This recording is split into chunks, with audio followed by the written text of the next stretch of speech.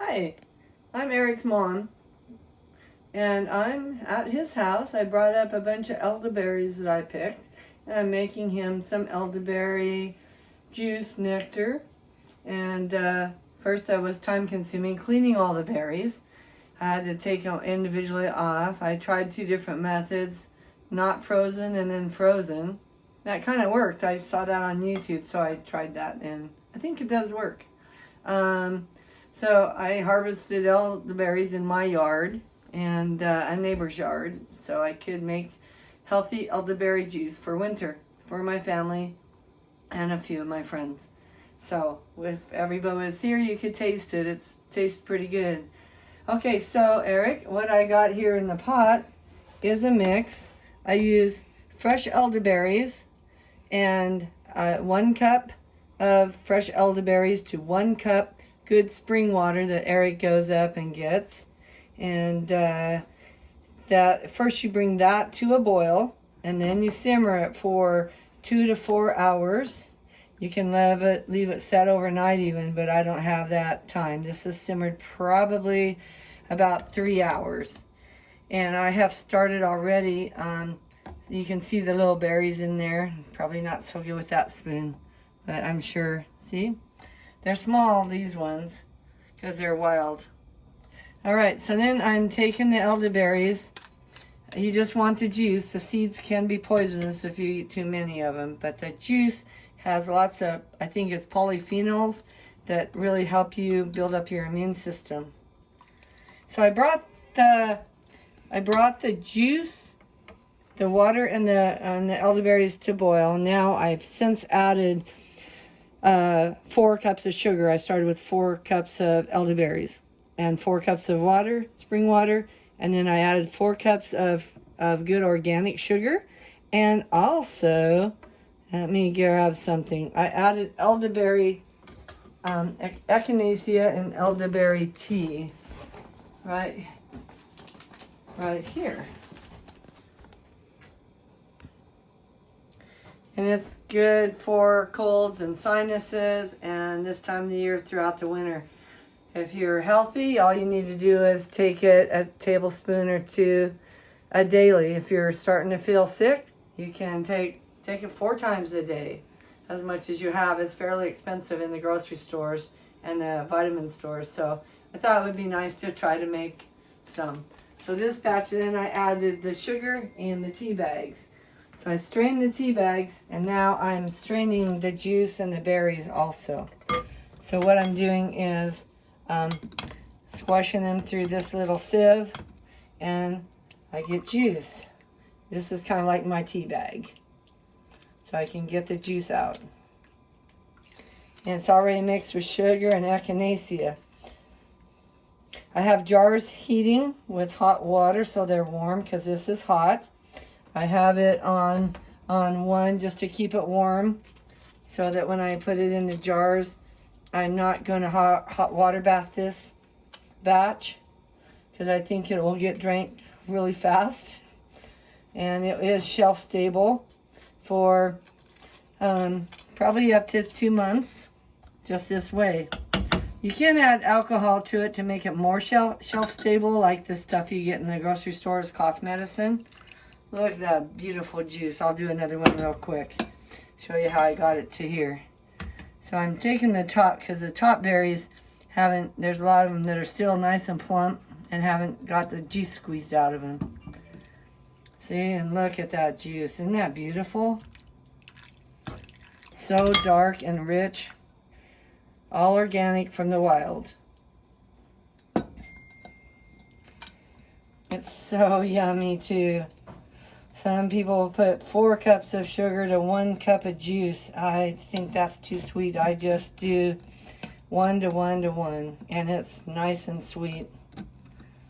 So this is kind of like, you can see juice coming out. See, lots of juice in those little berries still. Yeah. They're small berries.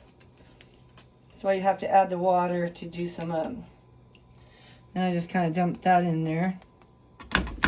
And that goes, kind of floats to the bottom. I'm going to get a few more of these, and then we'll start bottling. with some out of the, I'll run it through the juice through the sieve as I bottle it. Because that way I catch any seeds that are running around.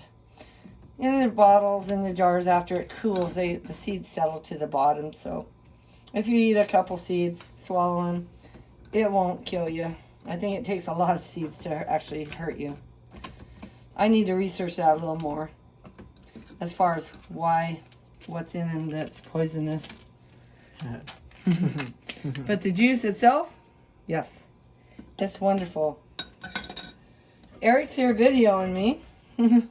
So I hope that you guys enjoyed this little break.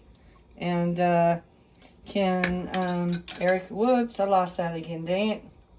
Oops. The handle broke off. Alright, see, there's a lot of juice in here still, in those berries. Cool. All right. Fresh juice. I'm going to get that out of here. Get my handle back. My scoop. I think he has one with a longer handle. I'll have to have him get it out for us. Don't want that to fall. I don't want to waste a single berry. They come hard and it takes a while to clean them, and I've harvested them from the earth, so I don't want to waste it. Okay, so I'll set that back over and have an extra bowl here. I'm going to dump this back in there. Now, I'm going to go over, I'll just grab a jar real quick. I've got them in hot water. I've cleaned them, washed them with warm soapy water. And Eric's hot water is like 140 degrees. It's steaming. You want a hot jar if you're going to put hot stuff in it. Otherwise, you will crack your jar. I reuse lids. You're not supposed to always, but this one has a good seal in it.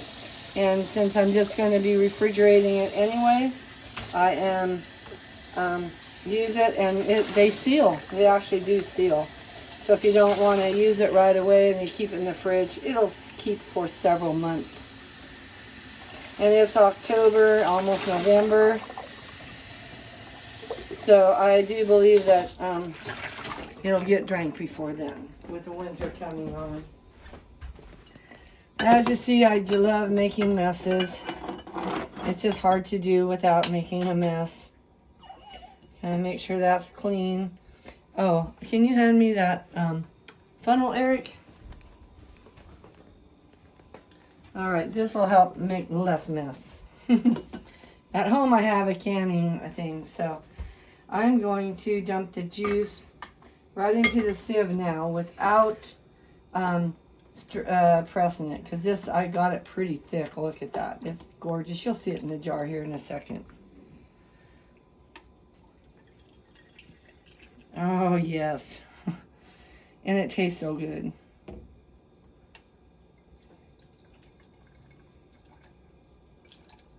Give it a little press. The way I'm doing this time, recycling that because I want to get, there's still some berries that are still pretty plump in there. And I'll press some more as I get down. Just want to do a quick one so you can see how it's done. See? All right. Am I full? Almost.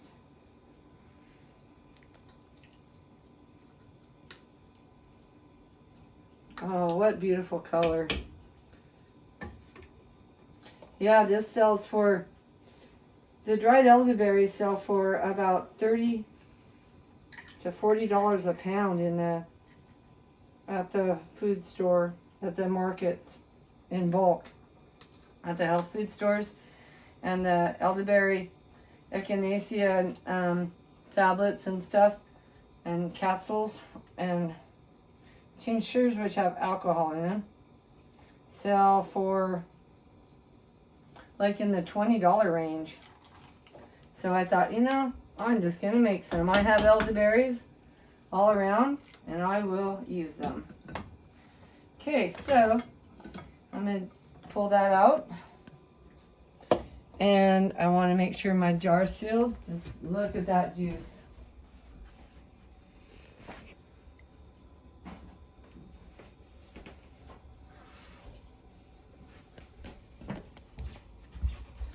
it's really not hard. Then I have to like wipe this off so it's clean. This is always clean, and because everything's hot, in fact the jar is hot, I need a hot pad.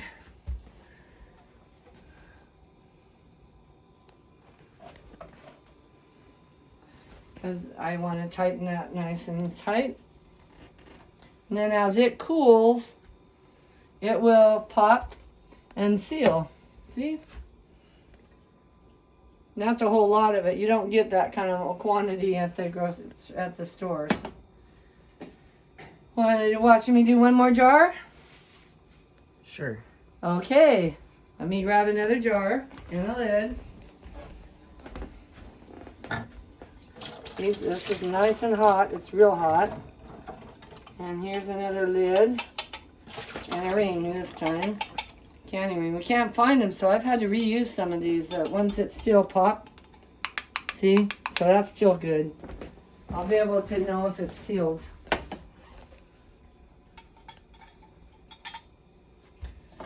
Okay, I'm going to do the funnel. My strainer so I get most of the stuff out of it. And then we'll do another thing of juice.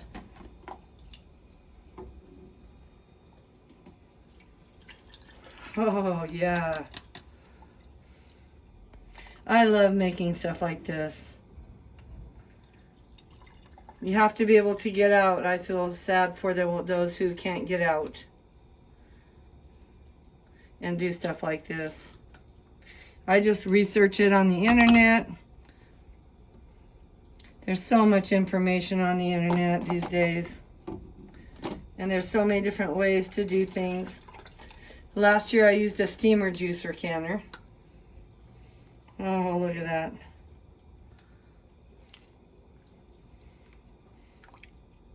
All right, here goes another one. Here we go.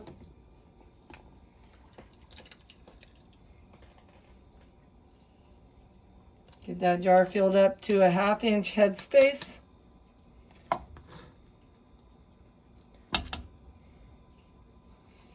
So this is kind of just straining the juice out from the berries. You don't want to boil this too long. You just bring the berries in the water to a boil because otherwise you'll destroy some of the good stuff in it.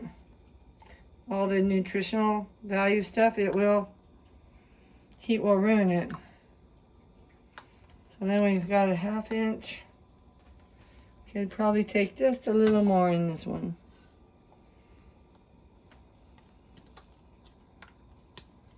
How's that look? Oh, a little more. Up past that one little ring there. How are we doing there, Eric? Okay, looks good. All right.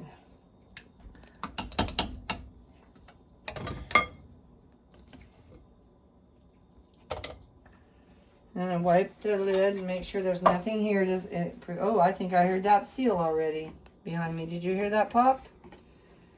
You might hear this one if we do it. So I check to make sure there's no rust or anything on the rings if I am going to reuse them, and that there's adequate rubber seal material. And that is hot.